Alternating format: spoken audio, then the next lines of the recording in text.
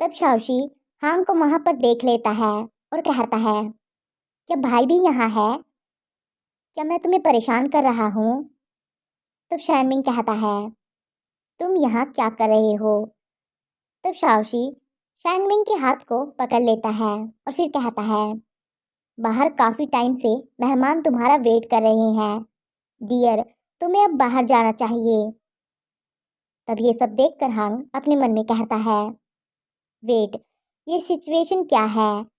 इस कहानी में मैं तो मिस्ट्रेस हूँ और मैंने ही शाओशी का परिवार बर्बाद किया है।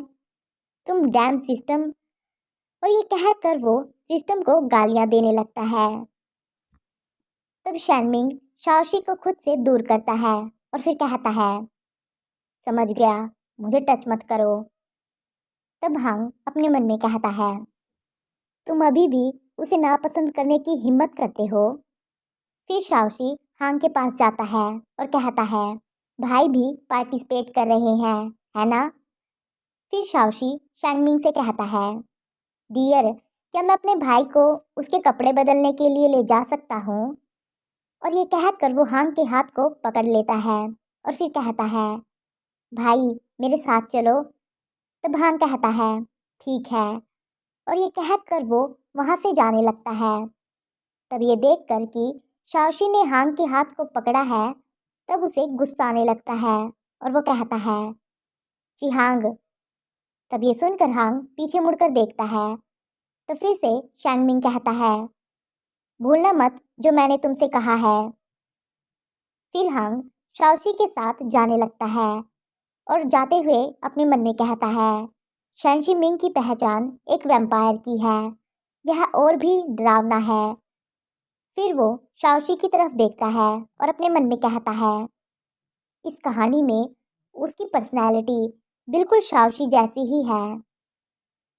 तब शाओशी हांग को उसकी तरफ देखते हुए देख लेता है और कहता है, भाई क्या हुआ है? तब हांग कहता है, कुछ नहीं, सब ठीक है। फिर हांग अपने मन में कहता है, डैम, यह तो बिल्कुल ही एक जैसे हैं। फिर वो दोनों शाओशी के रूम में पहुंच जाते हैं। तब शाओशी कहता है, भाई जल्दी अंदर चलो। तब हांग खुश होते हुए अपने मन में कहता है, यह कितना अच्छा है, यह पिछली कहानी के उस बिगड़ैल बच्चे जैसा बिल्कुल भी नहीं है।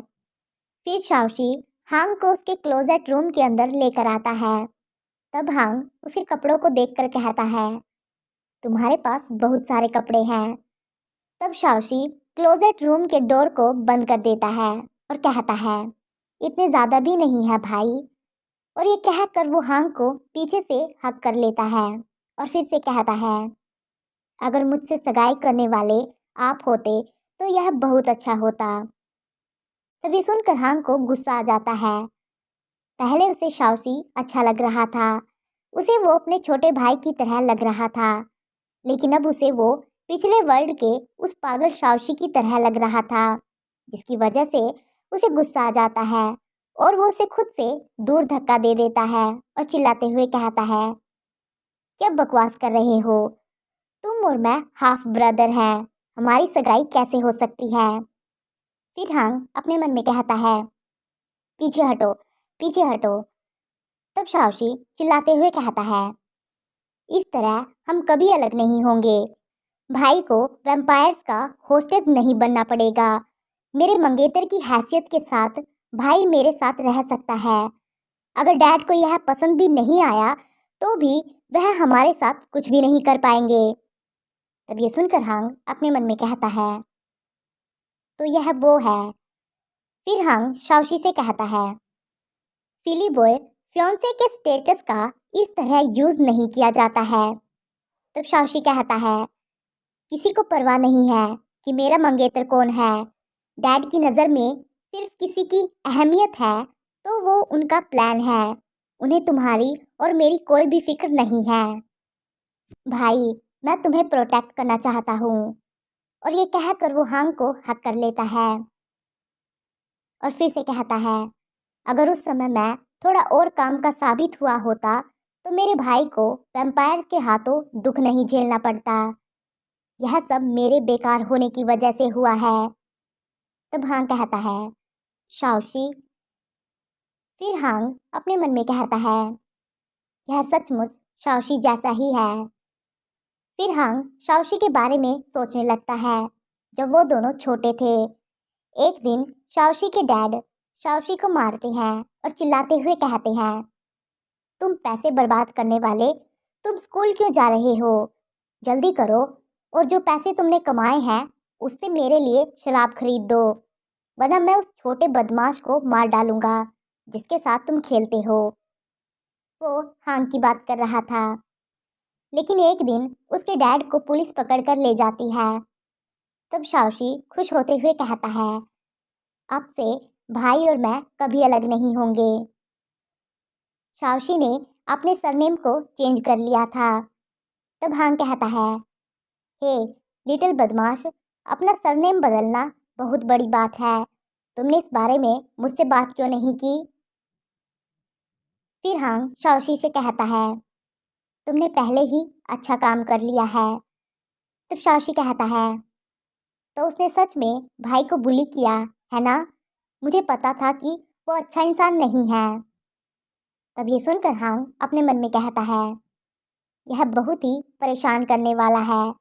अभी अभी वो ऐसे बर्ताव कर रहा था जैसे बहुत करीब हो। तुम तो सच में जानते हो कि किस तरह दिखावा करना है बच्चे। फिर शाओशी हांग के लिए कुछ कपड़े निकालता है और कहता है, चलो अब उसके बारे में बात नहीं करते भाई। क्या आप इन्हें पहन सकते हैं? क्या आप इसे पहन सकते हैं? तब हांग कहता है, मुझे कुछ भी चलेगा। तब शाओशी हांग को एक ड्रेस पहना देता है। तभी उसकी नज़र हांग की नेक पर पड़ती है। तब वो उसकी नेक को टच करता है, जिसकी वजह से हांग कांप जाता है। तब शाओशी कहता है, भाई ये क्या है? तब हांग नर्वस होते हुए कहता है, कीड़े ने काट लिया। फिर हांग गुस्से में अपने मन में कहता है, उस प्रॉमिस का क्या हुआ जो तुमने किया था? तुमने कहा था कि कोई इसको नोटिस नहीं करेगा, लेकिन अब भी लोग इस बाइट मार्क को नोटिस कर रहे हैं। हांग ये सब शैनमिंग को कह रहा था। तब शाओशी कहता है, सच में यह तो बहुत ही परेशान करने वाली बात है। फिर वो हांग के हाथ को पकड़ता है और फिर से कहता है, भाई मुझे तुम्हें वैम्पायर की नज़र से बचाना होगा, फिर हम कभी भी अलग नहीं होंगे।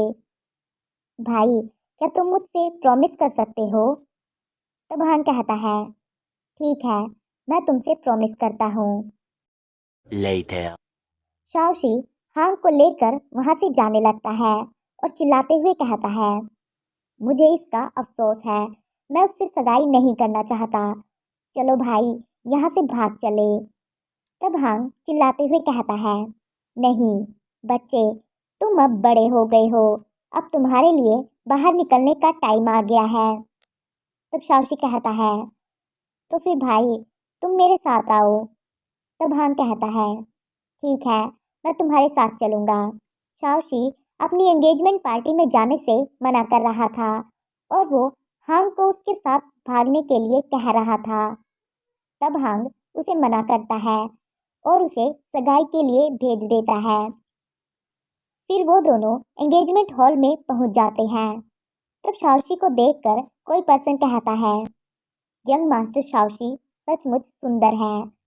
तब कोई दूसरा पर्सन कहता है, क्या उसके बगल में वो नाजायज बेटा है? वो दोनों साथ में क्यों आ रहे हैं?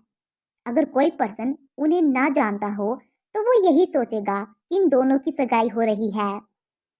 तभी वहां पर शैनमिंग भी आ जाता है। तब शैन शाओशी को अपने क्लोज कर लेता है। तब शाओशी कहता है, माय डियर। तब ये देखकर हंग अपने मन में कहता है, अच्छी एक्टिंग, तुम तो अवार्ड डिजर्व करते हो। फिर शैनमिंग हांग की तरफ देखता है और कहता है, तुम, और ये कहकर वो रुक जाता है। तब हांग कंफ्यूज होकर उसे देखता है। तब शैनमिंग वहां से जाने लगता है और जाते हुए अपने मन में कहता है, रहने भी दो, इससे ज्यादा कहने का कोई मतलब नहीं है। इस शादी को बदला नहीं जा सकता है। फ्यूचर में उसके साथ अच्छा व्यवहार करना और इसकी भरपाई करना। शैनमिंग ये सगाई नहीं करना चाहता था, इसलिए वो ऐसा कह रहा है। वो कहता है कि वो फ्यूचर में हांग को अच्छे से ट्रीट करेगा और अपनी इस गलती की भरपाई करेगा। वहीं हांग स्वीट खाने में बिजी हो जाता है और फिर वो अपने मन में कहता है, फाइनली इसका मुझसे कुछ भी लेना देना नहीं है। शैनमिंग और शाओशी हॉल के बीच में खड़े थे। तभी शाओशी के डैड कहते हैं, मेरे बेटे की सगाई के इस भोज में शामिल होने के लिए आप सभी का धन्यवाद। जैसा कि आप देख सकते हैं, मिस्टर एंगशी एक महान और प्योर ब्लड वैम्पायर है। अब तक हम यही मानते आए हैं कि वैम्पायर इंसान पर हमला जरूर करेंगे, लेकिन आज हम सब यहाँ सुरक्षित खड़े हैं। मेरा दूसरा बेटा सालों तक बिना किसी खरोच के एक वैम्पायर के साथ रहा और उसके साथ बैठकर खाना खाया है। इससे साबित होता है कि इंसान और वैम्पायर एक साथ रह सकते हैं। आज मैं ऑफिशियली वैम्पायर फैमिली के साथ एक कॉन्ट्रैक्ट पर साइन करता हूँ और अब से मैं इनकी एक फैमिली बन जाऊंगा। अब से इंसान और वैम्पायर करीबी दोस्त होंगे।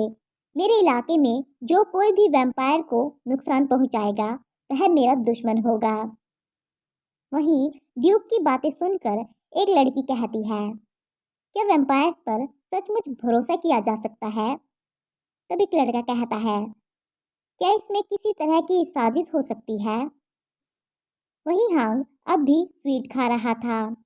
तब ये सुनकर वो अपने मन में कहता है, ऐसा लगता है कि ड्यूक ने ओरिजिनल होस्ट को वैम्पायर के पास सिर्फ होस्टेज बनाकर नहीं भेजा था। वह अपने बेटे का यूज यह साबित करने के लिए भी करना चाहता था कि वैम्पायर्स और इंसान एक साथ रह सकते हैं। सौभाग्य से वह ऐसा कर सका, वरना ओरिजिनल होस्ट अब तक जिंदा नहीं बच पाता। तभी वहां पर म्यूजिक बजने लगता है और शैनमिंग और शाओशी डांस करने लगते हैं। तब उन्हें देखकर एक लड़की कहती है, मास्टर शाओशी सच में बहुत हिम्मत वाले हैं। क्या उन्हें इस बात का डर नहीं है कि रात में सोते टाइम कोई वैम्पायर उनकी गर्दन काट लेगा? तब ये सब सुनकर हांग अपने मन में कहता है, वह बेशक ही डरा हुआ होगा। लेकिन तभी हांग अचानक से शॉक हो जाता है। उसे कोई पर्सन दिखता है जिसके हाथ में चाकू था और वो शाओशी और शैंगमिंग की तरफ बढ़ रहा था। तब ये देखकर हांग अपने मन में कहता है, क्या वह मर्डर करने की प्लानिंग बना रहा है? लेकिन तभी वो देखता है कि एक दूसरे पर्सन ने उसे रोक दिया है। तब वो पर्सन पीछे मुड़कर देखता है, वो शैन्यू था। तब ये देखकर हांग अपने मन में कहता है, शैन्यू, हालांकि वह बहुत देर से आया है। तभी हांग के पास एक पर्सन आता है और वो कहता है, यंग मास्टर चिहांग, ड्यूक आपको बुला रहे हैं। तब हांग अपने स्वीट को एक सर्वेंट को दे देता है और वहां से चला जाता है। वहीं शैन्यू अब भी हांग को ही देख रहा था